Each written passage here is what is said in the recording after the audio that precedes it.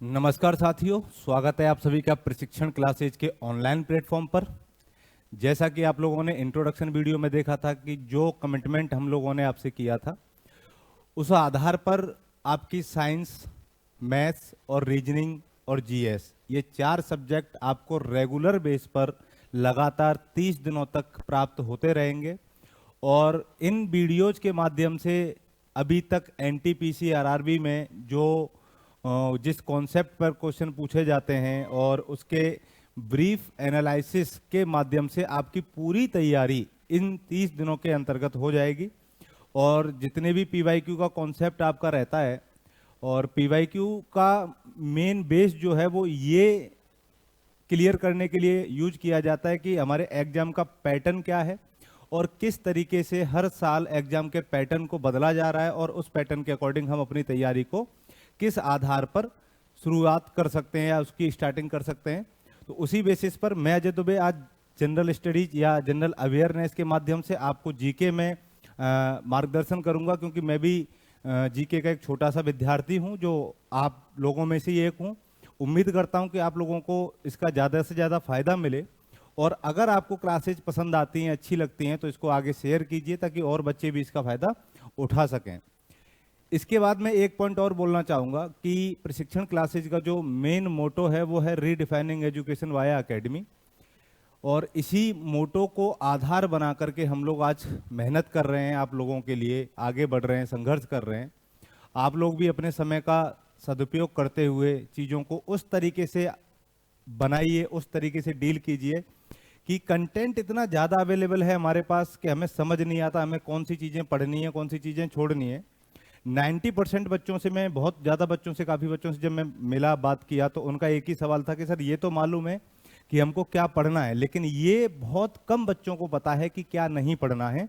और क्या नहीं पढ़ना है का मीन्स ये है कि हमारे एग्जाम के पॉइंट ऑफ व्यू से क्या हमें वो सारी चीज़ें कवर करनी है, या केवल हमें उन्हीं महत्वपूर्ण बिंदुओं पर ध्यान देना है जो हमारे सिलेक्शन का माध्यम बनेंगी। तो आज मैं उसी आधार पर आपकी ये क्लास प्रारंभ करने वाला हूँ। आप लोगों से उम्मीद करता हूं कि इसका बहुत सकारात्मक रवैया आप लोगों का रहेगा, सकारात्मक सुझाव भी आपके आएंगे, और कोई भी डाउट, कोई भी क्वेश्चन आपका अगर रहता है तो आप कमेंट बॉक्स के माध्यम से पूछ भी सकते हैं, और 24 घंटे के अंदर अंदर आपको उसका रिप्लाई मिलेगा। स्क्रीन पर नंबर भी दिया गया है, आप वेबसाइट पर भी जा सकते हैं, सोशल मीडिया प्लेटफॉर्म्स पर भी आप हम लोगों को फॉलो कर सकते हैं, वहां से कहीं ना कहीं से आपको इसका रिप्लाई मिलता रहेगा। और जुड़े रहिए हमारे साथ। तो चलिए शुरू करते हैं आज हम अपने पहले क्वेश्चन को। क्वेश्चन क्या है आपका? Who was the last emperor of the Maurya dynasty, यानी कि आपके मौर्य वंश का अंतिम सम्राट कौन था।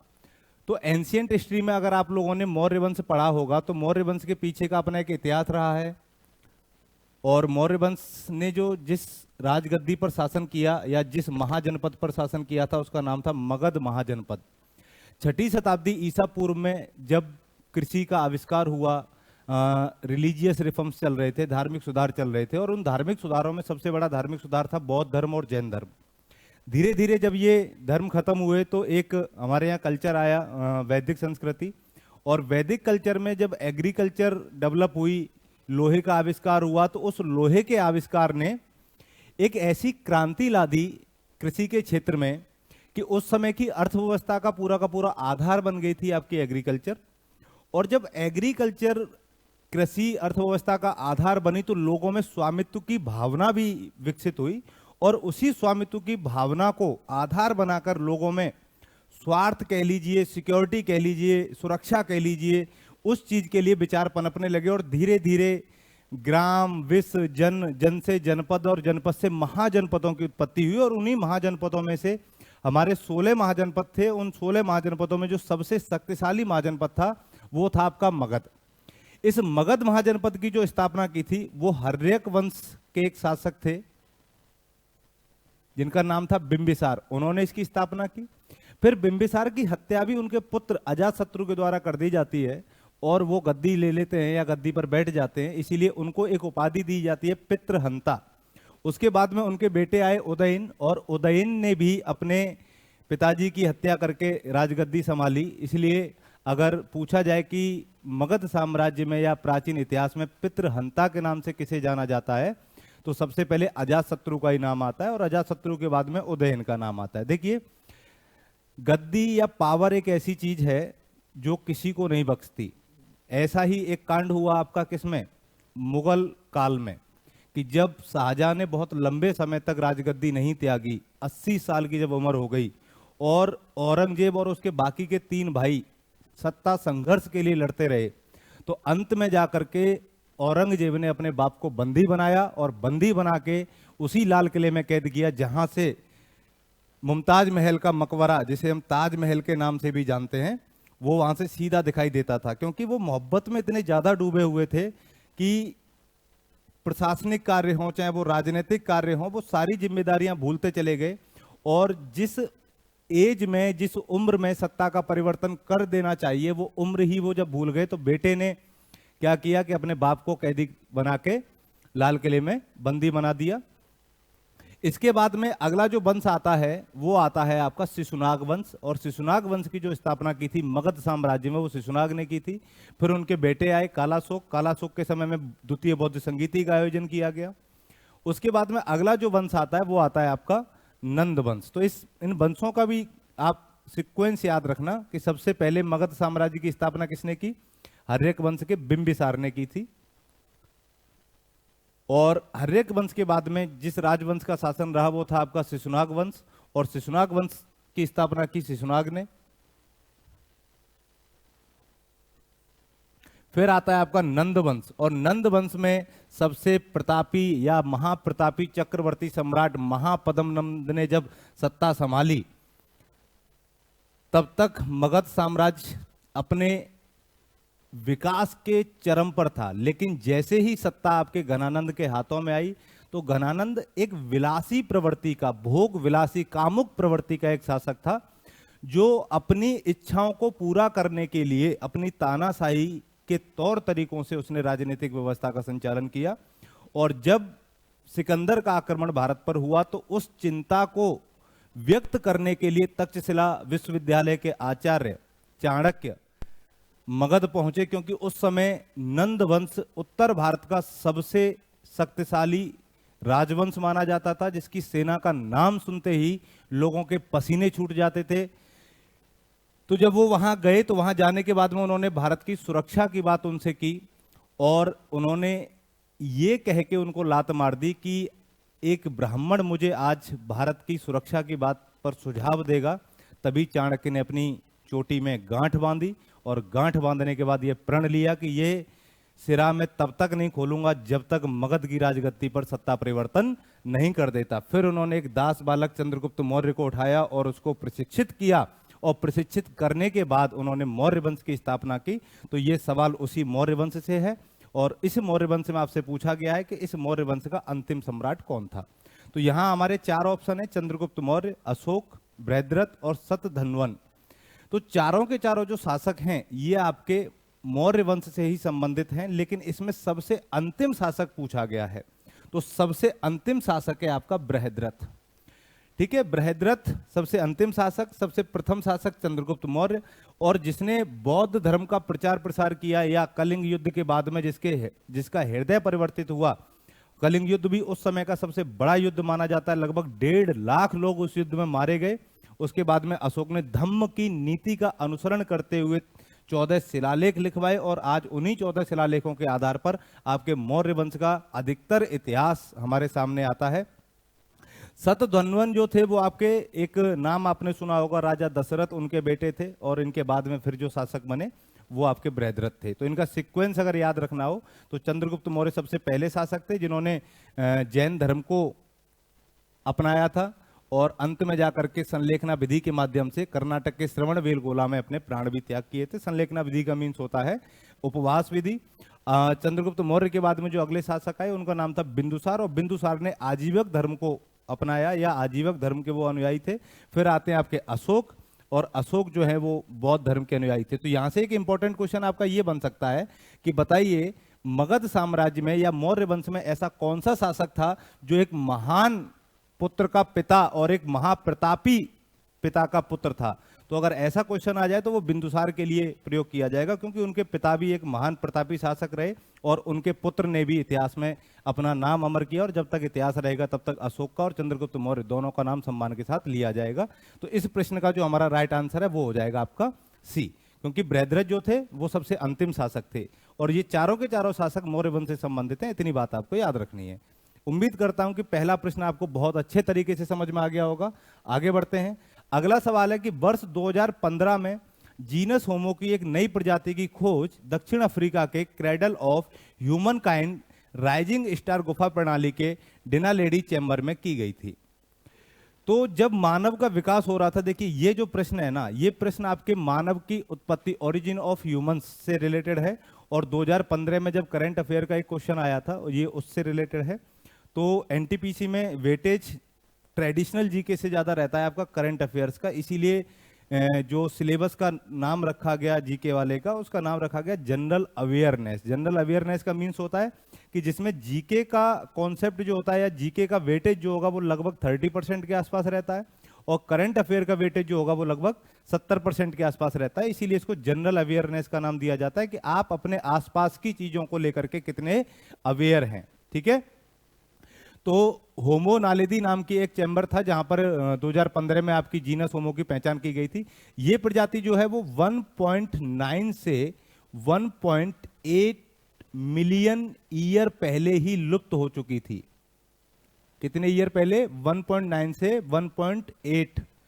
ये बीसी में चल रहा है ना, ईसा पूर्व में चल रहा है, इसीलिए संख्या जो होगी वो घटते हुए क्रम में आएगी। ठीक है, तो इस समय क्या था कि मानव पूरी तरीके से विकसित नहीं हुआ था, उसका मेरु रज्जु था केवल वही सीधा हुआ था। वो आज भी अपने चारों पैरों का प्रयोग चलने के लिए ही कर रहा था। ये वो प्रजाति है जिसके अवशेष अफ्रीका में पाए गए। तो ऑप्शन क्या सही हो जाएगा इसका? होमो नालेदी। इसके बाद में अगला सवाल है कि वेब ब्राउजर में निम्नलिखित में से किसका उपयोग लगातार देखी जाने वाली वेबसाइटों को सेव करने के लिए किया जाता है? तो इसका जवाब आप मुझसे ज्यादा बेहतर जानते होंगे, क्योंकि सोशल मीडिया प्लेटफॉर्म्स का यूज आज के टाइम पर हम सारे लोग करते हैं, और बस हम लोग थोड़े से अवेयर नहीं होते। जब इस तरीके के सवाल आ जाते हैं कि हमें किस चीज का प्रयोग किस तरीके से हम लोग करते हैं, हम डेली लाइफ में उसका यूज कर रहे हैं, लेकिन जैसे ही अगर वहां से क्वेश्चन पुट होगा हम लोग वहीं पस्त हो जाते हैं, अपने हथियार डाल देते हैं। देखिए क्या क्वेश्चन है कि डेली देखे जाने वाली या लगातार देखे जाने वाली वेबसाइटों को सेव करने के लिए, तो कुछ जो की पॉइंट है वो आपका कि वेबसाइट को सेव करने के लिए हिस्ट्री, टास्क मैनेजर, फेवरेट और सेव एज। हिस्ट्री देखिए क्या है, ये बताती है कि आप किस तरीके के व्यक्ति हैं। अगर किसी व्यक्ति का फोन चेक किया जाए, उसकी गूगल हिस्ट्री देखी जाए, तो उससे आपका पूरा चरित्र चित्रण विस्तार से किया जा सकता है। तो इसका मीन्स ये होगा कि हमने अब तक वेब ब्राउजर पर जो भी चीजें सर्च की हैं, उन सारी चीजों की जो एक इतिहास क्रम रहता है कि आपने कब किस दिन क्या देखा, वो आपका हिस्ट्री में रहता है। इसमें फाइल और वेबसाइट सेव नहीं होती हैं, केवल उनका रिकॉर्ड रखा जाता है। उसके बाद एक है आपका टास्क मैनेजर। तो टास्क मैनेजर जो है इसका प्रयोग किया जाता है कंप्यूटर के कार्यों को मैनेज करने के लिए। इसमें फाइलों को नहीं बल्कि वेबसाइटों को सेव किया जाता है ना। इसमें किसको सेव किया जाएगा? वेबसाइट को, टास्क मैनेजर में। और सेव एज जो है इसमें आपकी फाइल सेव की जाती हैं। क्या सेव की जाती हैं? फाइल सेव की जाती हैं। जैसे ही हम लोग कोई पीपीटी बनाते हैं, वर्ड फाइल बनाते हैं, और जब उसको सेव करने के लिए जाते हैं तो आप जैसे ही लेफ्ट में जाएंगे तो एरो का निशान आपको दिखाई देगा। आप उस पर जैसे ही क्लिक करेंगे या फाइल वाला जो ऑप्शन आएगा उस पर क्लिक करते ही आपका सेव और सेव एज आता है, जहां पर हम क्या करते हैं, किसी भी फाइल्स को सेव करते हैं। और टास्क मैनेजर में हम लोग वेबसाइट को सेव करते हैं। हिस्ट्री में हमारा क्या हमने सर्च किया ये सारा रिकॉर्ड रखा जाता है। और वेबसाइटों को सेव करने के लिए जो यूज किया जाएगा वो किसका किया जाएगा? फेवरेट का किया जाएगा। क्लियर है यहां तक? तो इसका जो राइट आंसर हो जाएगा सी हो जाएगा, फेवरेट। अगला समूह, खजुराहो समूह के स्मारकों का यूनेस्को विश्व धरोहर स्थल कहां पर स्थित है? तो खजुराहो के मंदिर प्राचीन भारत में, या ये कहें कि प्राचीन भारत के स्थापत्य में, प्राचीन भारत की विरासत में क्या स्थान रखते हैं, तो मैं आपको बता देता हूं। आप लोगों ने एक रचना का नाम सुना होगा, कामसूत्र। और कामसूत्र रचना जो है वो कामुक प्रवृत्तियों को जगाने का काम करती है। इससे संबंधित जितनी भी मूर्ति कला आपको मिली वो सारी की सारी खजुराहो के मंदिर से मिलती हैं। और खजुराहो मंदिर जो है वो मध्य प्रदेश के छतरपुर जिले में पड़ता है। तो एमपी के किस स्थान पर है? तो जिले का भी आप नाम याद रखना, छतरपुर में। ठीक है। तो कामसूत्र किसकी रचना है? तो देखिए कामसूत्र के आधार पर ही यहां पर क्या हुआ? मूर्तिकला का विकास हुआ। किसका विकास हुआ? मूर्तिकला का विकास हुआ। और ये मूर्तिकला कामुक प्रवृत्ति की मूर्तियां हैं। आज भी अगर देखा जाए तो आज के पेंटर या आज के कारीगर भी उस तरीके की मूर्ति नहीं बना सकते। जिस समय हमारे पास ना टेक्नोलॉजी थी, ना ही इतने ज्यादा रिसोर्सेज थे, उसके बावजूद भी हमने ऐसी मूर्तिकला, ऐसा स्थापत्य दिया भारत और पूरे विश्व को कि आज यूनेस्को विश्व धरोहर उसे अपनी सूची में शामिल करने के लिए मजबूर हो जाता है और प्रतिबद्ध हो जाता है कि इस धरोहर को इसी रूप में संजोए रखना है। यही इसका क्या है? एक मूल उद्देश्य है। तो ये चीजें आपको याद रखनी है। तो कहां पर है ये? मध्य प्रदेश में। अगला सवाल क्या है आपका कि वर्ष 2016 में पुलिसिंग के लिए अंतरिक्ष प्रौद्योगिकी का उपयोग करने के लिए इसरो के साथ किसने भागीदारी की? तो देखिए 2012 से लेकर के 2016 तक महानगरों में रेप, बलात्कार, चोरी, डकैती, मर्डर, ये बहुत सारे केसेस देखने को मिले। क्योंकि एक रिपोर्ट आती है आपकी हर साल अपराधों को लेकर के, तो उस रिपोर्ट में सबसे ज्यादा जो नाम आया वो 10 महानगरों का आया, जिसमें आपका मुंबई शामिल था, चेन्नई शामिल था, कोलकाता, दिल्ली, ये 4 सबसे बड़े महानगर माने जाते हैं। और इसरो ने जो सपोर्ट किया, जिस महानगर की पुलिस को सपोर्ट किया था 2016 में अपनी सैटेलाइट सिस्टम को देके, वो चेन्नई महानगर पुलिस थी। तो चेन्नई महानगर पुलिस का एक ही मोटिव था कि अपराध होने से पहले ही अपराधी को अपराध करने से रोकना। इसके लिए उन्होंने क्या किया? इसरो के साथ एक समझौता किया और उनके सैटेलाइट का प्रयोग करके प्रोडक्टिव पुलिसिंग का यूज किया। तो इसका जो राइट आंसर होगा वो क्या हो जाएगा? सी हो जाएगा। तो देखिए करंट अफेयर का ही क्वेश्चन है ये उस टाइम का। मैं फिर कह रहा हूं आपसे कि करंट अफेयर का वेटेज एनटीपीसी में इतना रहता है कि 70% क्वेश्चन अगर आपने नहीं डील किए करंट अफेयर के, तो आप अपना सिलेक्शन भूल जाना, बिल्कुल नहीं होगा। क्योंकि सीबीटी 1 में जनरल अवेयरनेस के 40 क्वेश्चन आते हैं और सीबीटी 2 में आपके 50 क्वेश्चन आते हैं। तो इसमें से लगभग 30 या 28 के आसपास क्वेश्चन आपके सिर्फ करंट अफेयर से मिलेंगे। अगला सवाल क्या है कि निम्नलिखित में से कौन सा तकनीकी आविष्कार सबसे पहले आया था? तो अब तो हमारे पास इतने साधन हो गए हैं मैसेज भेजने का, किसी को संदेश भेजना हो, तो प्राचीन काल में कबूतर का प्रयोग किया जाता था। सोचिए कि अगर आज सोशल मीडिया नहीं होता, व्हाट्सएप नहीं होता, टेलीग्राम नहीं होता, तो कितने कबूतरों का मर्डर हो चुका होता। क्योंकि आज हमारे पास एक सिस्टम है ब्लॉक करने का। उस समय ब्लॉक करने का सिस्टम नहीं होता था, किसी राजा ने कबूतर छोड़ा कि जाओ उस राजकुमारी का संदेश दे के आओ। फिर धीरे धीरे कागज, कलम, दवात, इनका क्या हुआ? आविष्कार हुआ। और इस आधार पर फिर भाषा लिपि गढ़ी गई और इस भाषा लिपि के माध्यम से हम अपने विचारों को लिखित माध्यम से अभिव्यक्त करके किसका प्रयोग करने लगे? टेलीग्राफ का प्रयोग करने लगे। तो इस सीक्वेंस में सबसे पहले आपका सबसे पहले टेलीग्राफ आया था, टेलीस्केप आया था, उसके बाद में आपका टेलीटाइप आया, टेलीफोन आया और अंत में टेलीग्राफ आया। तो इनका सीक्वेंस याद रखना है कि सबसे पहले टेलीस्कोप, फिर टेलीटाइप, उसके बाद में टेलीग्राफ और सबसे लास्ट में टेलीफोन। ये आपको सीक्वेंस याद रखना है। तो जो राइट आंसर होगा वो क्या हो जाएगा? 17वीं शताब्दी में आपका टेलीस्कोप आया, 19वीं शताब्दी में आपका टेलीटाइप आया और 19th सेंचुरी में ये आया था और 20th सेंचुरी में आपका टेलीफोन आया था। ठीक है। इसके बाद में अगला सवाल, मृणालिनी साराभाई किस कला से संबंधित थीं? तो मृणालिनी साराभाई काफी चर्चा में रही हैं आपकी। अगर आप आर्ट एंड कल्चर पढ़ते हैं और आर्ट एंड कल्चर में आप शास्त्रीय नृत्य और लोक नृत्यों की हम चर्चा करते हैं, तो मृणालिनी साराभाई का जो नाम है वो बड़े सम्मान के साथ लिया जाता है। तो तमिलनाडु में एक शास्त्रीय नृत्य किया जाता है जिसे हम भरतनाट्यम के नाम से जानते हैं। तो मृणालिनी साराभाई आपकी भरतनाट्यम से संबंधित हैं। पट्टचित्र जो है ये उड़ीसा का एक पारंपरिक चित्रकला है। कहां की? उड़ीसा की पारंपरिक चित्रकला है। और मधुबनी चित्रकला जो है ये आपकी बिहार और नेपाल की पारंपरिक या ये कहें कि रीजनल क्षेत्रीय चित्रकला है। तो बिहार में इसका जो नेतृत्व करता है वो मधुबनी जिला करता है और मधुबनी जिला में आपकी मधुबनी पेंटिंग क्या मानी जाती है? सबसे फेमस मानी जाती है। ठीक है। और जो आपकी तंजावुर चित्रकला है ये आपकी तमिलनाडु की पारंपरिक चित्र शैली है। क्लियर है यहां तक? तो यहां पर किसका संबंध पूछा गया है? मृणालिनी साराभाई का संबंध पूछा गया है कि किससे है, तो वो भरतनाट्यम से है। अगला सवाल है आपका, निम्नलिखित में से किस प्रकार की किरणें पृथ्वी के वायुमंडल में प्रवेश नहीं करती हैं? तो देखिए, हमारा जो वायुमंडल है ये क्या क्या कार्य करता है, तो इसको हम थोड़ा सा बेसिक समझते हैं। तो बेसिक क्या है कि वायुमंडल जो होता है वो सोलर रेडिएशन को आने तो देता है, लेकिन जब वही सोलर रेडिएशन अर्थ से रिफ्लेक्ट होकर के वापस जाता है तो उसको क्या कर लेता है, वहीं पर अवशोषित कर लेता है। उसको अवशोषित करने के पीछे कुछ गैसेस का योगदान होता है, जिनको हम लोग ग्रीन हाउस गैस कहते हैं। तो वायुमंडल सूर्य से आने वाले सौर्यिक विकिरण या सोलर रेडिएशन या शॉर्ट वेव रेडिएशन के लिए पारदर्शी की तरह काम करता है, जबकि पृथ्वी से वापस जाने वाले पार्थिव विकिरण या लॉन्ग वेव रेडिएशन के लिए अपारदर्शी की तरह काम करता है। यहां पर आपसे सवाल पूछा गया कि ऐसी कौन सी किरणें हैं जिन्हें वायुमंडल में जो प्रवेश नहीं करती हैं, तो वो है आपकी एक्सरे किरणें। कौन सी हैं?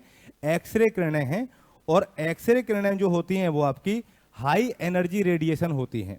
क्या होती हैं आपकी? ये हाई एनर्जी रेडिएशन होती हैं, जिनको वायुमंडल क्या कर लेता है, वहीं पर अवशोषित कर लेता है, आगे नहीं आने देता। परावैंगनी किरणें जो होती हैं इनका कुछ अंश पृथ्वी पर आता है, लेकिन अधिकतर गैसेज को ओजोन लेयर क्या करती है, अपनी तरफ अवशोषित कर लेती है। तो इसमें याद रखिए, दृश्य प्रकाश जो है इसी को हम लोग सोलर रेडिएशन कहते हैं, विजिबल लाइट कहते हैं, जो सूर्य से आने वाला प्रकाश होता है। ये हमारा शॉर्ट वेव रेडिएशन के फॉर्म में आता है। तो ये पूरी की पूरी तरह क्या करता है, पृथ्वी पर पहुंच जाता है। क्लियर है यहां तक? तो अगर आपसे क्वेश्चन पूछा जाए कि किस प्रकार की तरंगें हमारी वायुमंडल में प्रवेश नहीं करती हैं, तो वो एक्सरे किरणें हैं जो वायुमंडल के अपर लेयर में ही अवशोषित कर ली जाती हैं। अगला सवाल, वनडे इंटरनेशनल के लिए भारतीय क्रिकेट टीम के पहले कप्तान कौन थे? Who was the first captain of the Indian cricket team for one day international? तो वनडे इंटरनेशनल में हमारे पहले भारतीय कप्तान कौन थे? देखिए, वनडे की शुरुआत इंडिया में हुई 1974 में, यानी कि पहली बार भारतीय टीम 1974 में वनडे के लिए खेली। और जिस टीम के विरोध में इंडियन टीम खेली उसका नाम था इंग्लैंड। तो इंडिया का पहला वनडे मैच किसके साथ में हुआ था? इंग्लैंड के साथ में हुआ था। और इंडिया का जो नेतृत्व कर रहे थे वो अजीत वाडेकर कर रहे थे। कौन कर रहे थे? अजीत वाडेकर। तो अजीत वाडेकर भारत के पहले वनडे टीम के कैप्टन थे। और सीके नायडू जो हैं ये भारत के पहले टेस्ट टीम के कैप्टन थे। ये क्या थे? आपके पहले टेस्ट टीम के कैप्टन। और कपिल देव को तो आप सभी लोग जानते हैं, जिनके ऊपर अभी मूवी बनी 1983, क्योंकि इन्होंने 1983 में भारत को पहला वर्ल्ड कप जिताया था। क्या जिताया था? भारत को पहला वर्ल्ड कप।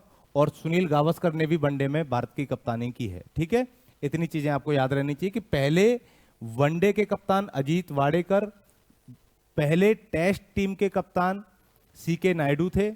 कपिल देव के समय पर 1983 में विश्व कप जीता भारत ने। तो इसका जो राइट आंसर होगा वो आपका हो जाएगा ए, अजीत वाडेकर। अगला सवाल है आपका, संस्कृति के दृष्टिकोण से संस्कृति की आस्था, मूल्यों और प्रथाओं से संबंधित सिद्धांत को क्या कहा जाता है? देखिए, अगर किसी कल्चर में आस्था की बात आ जाए, वैल्यूज की बात आ जाए, प्रथाओं की, ट्रेडिशनल्स की बात आ जाए, तो ऐसे सिद्धांत को हम लोग कहते हैं सांस्कृतिक सापेक्षवाद। क्योंकि तीनों चीजों को एक साथ एक सापेक्ष में रख करके जब देखा जाता है तो यही क्या कहलाता है? आपका सांस्कृतिक सापेक्षवाद या कल्चरल रिलेटिविज्म। ठीक है, तो आंसर क्या हो जाएगा इसका? बी होगा। अगला सवाल है कि जनवरी 2016 में भारतीय रक्षा मंत्री ने कहां पर, कब जनवरी 2016 में भारतीय रक्षा मंत्री ने कहां पर विश्व का पहला तिरंगा झंडा फहराया था? तो भारत में सबसे बड़ा तिरंगा झंडा जो फहराया गया अब तक का, वो रांची में फहराया गया था। तो 2016 की अगर बात की जा रही तो उस समय रक्षा मंत्री थे आपके मनोहर पारिकर। कौन थे? मनोहर पारिकर। तो इन्होंने भारत का सबसे बड़ा तिरंगा झंडा फहराया था। उस समय के डिफेंस मिनिस्टर हैं। अगला सवाल, निम्न में से कौन सी ग्रीन हाउस गैस नहीं है? तो इनमें से nitrous oxide, methane, sulphur hexafluoride और कॉपर डाइऑक्साइड। तो देखिए, नाइट्रोजन ऑक्साइड भी आपकी ग्रीन हाउस गैस है, मीथेन भी आपकी ग्रीन हाउस गैस है, और सल्फर हेक्साफ्लोराइड भी आपकी ग्रीन हाउस गैस है। कॉपर डाइऑक्साइड जो है ये आपकी ग्रीन हाउस गैस न हो करके ये तांबे और ऑक्सीजन का एक यौगिक है, कंपाउंड है। किस किस का? तांबे का और ऑक्सीजन का क्या है? एक कंपाउंड है, यौगिक है। तो राइट आंसर क्या होगा इसमें? डी हो जाएगा। अगले सवाल की तरफ बढ़ते हैं हम लोग। जलियांवाला बाग नरसंहार किस त्योहार पर हुआ था? तो बच्चे की जुबान पर यह सवाल रहता है कि जलियांवाला बाग हत्याकांड जो है वो 13 अप्रैल 1919 को कब हुआ था? 13 अप्रैल 1919 को हुआ था। और इस समय पंजाबियों का जो प्रमुख त्योहार है जिसे हम लोग बैसाखी के नाम से जानते हैं, उस समय हुआ था। और ये हुआ था जब क्रांतिकारी आंदोलन पंजाब में अपने चरम पर था। तो एक एक्ट आया था आपका रॉलेट एक्ट। तो उस रॉलेट एक्ट के तहत आपके सत्यपाल, डॉक्टर सत्यपाल और सैफुद्दीन किचलू, इन दो क्रांतिकारियों को रॉलेट एक्ट के तहत गिरफ्तार किया गया था, जिनकी गिरफ्तारी के विरोध में एक शांति सभा का आयोजन अमृतसर के जलियांवाला बाग में रखा गया था, जिसकी सूचना जनरल डायर को मिली और जनरल डायर ने बिना पूर्व सूचना के लोगों पर गोलियां चलाई, जिसमें लगभग 1400 लोग मारे गए। और अगर अंग्रेजी रिपोर्ट के अकॉर्डिंग देखें तो अंग्रेजी सरकार ने उस समय हंटर कमीशन का गठन किया था इसकी जांच के लिए। तो उन्होंने बताया कि लगभग 300 लोग इसमें मारे गए और 1200 से ज्यादा लोग इसमें घायल हुए। लेकिन इसी के अपोज में कांग्रेस ने भी मदन मोहन मालवीय की अध्यक्षता में कमेटी का गठन किया था, जिसने अपनी स्पष्ट रिपोर्ट सौंपी। तो जो क्वेश्चन है आपका वो क्या हो जाएगा? बैसाखी के दिन, काल बैसाखी एक मानसून पूर्व चक्रवात का नाम है जिसे हम बंगाल में कहते हैं, जो जूट और चावल की खेती के लिए उपयोगी माना जाता है। इसके बाद अगला सवाल कि वर्ष 2016 विश्व आर्थिक मंच की वार्षिक बैठक कहां हुई थी? तो देखिए, विश्व आर्थिक मंच की हर साल जो बैठक होती है वो कहां पर होती है? तो ये चीज आपको याद रखनी है। तो स्विट्जरलैंड में एक जगह पड़ती है दावोस। कौन सी जगह पड़ती है? दावोस। तो ये बैठक हर साल वहीं पर आयोजित की जाती है। तो इसके लिए हमें ज्यादा टेंशन लेने की आवश्यकता नहीं है कि वर्ल्ड इकोनॉमिक फोरम की जो बैठक है वो कहां पर होती है? तो दावोस में होती है, स्विट्जरलैंड में। लास्ट सवाल आज का हमारा क्या है कि निम्नलिखित में से कौन सा कंप्यूटर वायरस नहीं है? तो इनमें से कौन सा कंप्यूटर वायरस नहीं है? एड्स, अन्ना कोर्निकोवा, ब्रेन और डॉन। तो देखिए, एड्स जो है ये एक संक्रमित रोग है, एक HIV रोग है, इसीलिए ये मानव जनित बीमारी है, ना कि कंप्यूटर जनित बीमारी। तो अन्ना कोर्निकोवा, ब्रेन हो गया, डोन हो गया, ये तीनों कंप्यूटर से संबंधित वायरस हैं, इसीलिए ऑप्शन क्या हो जाएगा इसमें? ए हो जाएगा। ये संक्रमण से फैलता है, ठीक है। लास्ट सवाल, भारतीय गणराज्य में केंद्र शासित प्रदेश का प्रशासनिक प्रमुख कौन होता है? तो भारत में प्रशासनिक प्रमुख कहां का पूछा है? यूटीज का पूछा है, ठीक है। तो यूटी में प्रशासनिक प्रमुख कौन होगा? देखो, भारत सरकार ने एकात्मक शक्तियों को धारण करने के लिए कुछ पावर केंद्र सरकार को ऐसे दी जहां वो बहुत सारे स्टेट का, यूटीज का प्रशासनिक नियंत्रण सीधे तौर पर अपने हाथ में ले सके और अन्य राज्यों में भी अपना प्रशासनिक नियंत्रण रख सके। इसलिए राष्ट्रपति अपने प्रतिनिधि के रूप में हर राज्य में राज्यपाल की नियुक्ति करता है और हर केंद्र शासित प्रदेश में उपराज्यपाल की नियुक्ति करता है। तो उपराज्यपाल जो होता है ये केंद्र शासित प्रदेशों का प्रशासनिक प्रमुख होता है, जबकि राज्यपाल जो होता है वो राज्यों का प्रशासनिक प्रमुख होता है। जब किसी राज्य में राष्ट्रीय आपातकाल की घोषणा की जाती है तो राज्यपाल की जिम्मेदारी होती है कि वो सीधे तौर पर अपनी सूचनाएं या सीधे तौर पर अपनी जानकारी किसको प्रेषित करेगा? तो राष्ट्रपति को करेगा। और राज्यपाल की नियुक्ति या इसका अपॉइंटमेंट भी कौन करता है? राष्ट्रपति करता है। क्या इतनी चीजें आपको समझ में आई? एक चीज और याद रखिए, यहां पर हम कंफ्यूज हो जाते हैं। जैसे मान लीजिए अगर मैं इसी क्वेश्चन को ऐसे घुमा के दे दूं कि भारत में प्रधानमंत्री होता है, नियुक्त होता है, मनोनीत होता है, चयनित होता है, या कितने? 4 ऑप्शन हो गए आपके, मनोनीत हो गया, नियुक्त हो गया, चयनित हो गया और मनोनीत हो गया। तो इनमें से प्रधानमंत्री क्या होता है? तो हमको लगता है कि प्रधानमंत्री का इलेक्शन होता है, लोकसभा का जब इलेक्शन होता है तो हमें यह भी लगता है कि यार मोदी जी का भी इलेक्शन हुआ ही होगा। देखिए, कोई भी प्रधानमंत्री बनता है तो या तो वो राज्यसभा के सदस्य के रूप में शपथ लेगा या लोकसभा सदस्य के रूप में शपथ लेगा। उसके बाद में राष्ट्रपति का यह दायित्व होता है कि राष्ट्रपति बहुमत प्राप्त दल के नेता को सरकार बनाने के लिए आमंत्रित करता है।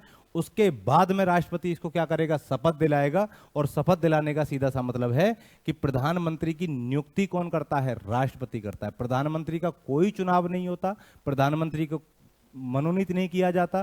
प्रधानमंत्री केवल क्या होता है, आपका अपॉइंट होता है, किसके द्वारा? राष्ट्रपति के द्वारा। क्लियर है यहां तक? उम्मीद करता हूं कि बहुत बेहतरीन तरीके से आपको ये क्वेश्चन सीरीज समझ में आई होगी और आगे भी इसी तरीके से, इसी जोश के साथ, इसी उम्मीद के साथ, इसी भरोसे के साथ मेहनत करते रहिए। आपका सिलेक्शन एक दिन जरूर होगा। तो स्वागत करता हूं फिर से आप सभी का प्रशिक्षण classes redefining education via academy में। आप लोग मस्त रहिए, व्यस्त रहिए। थैंक यू, धन्यवाद।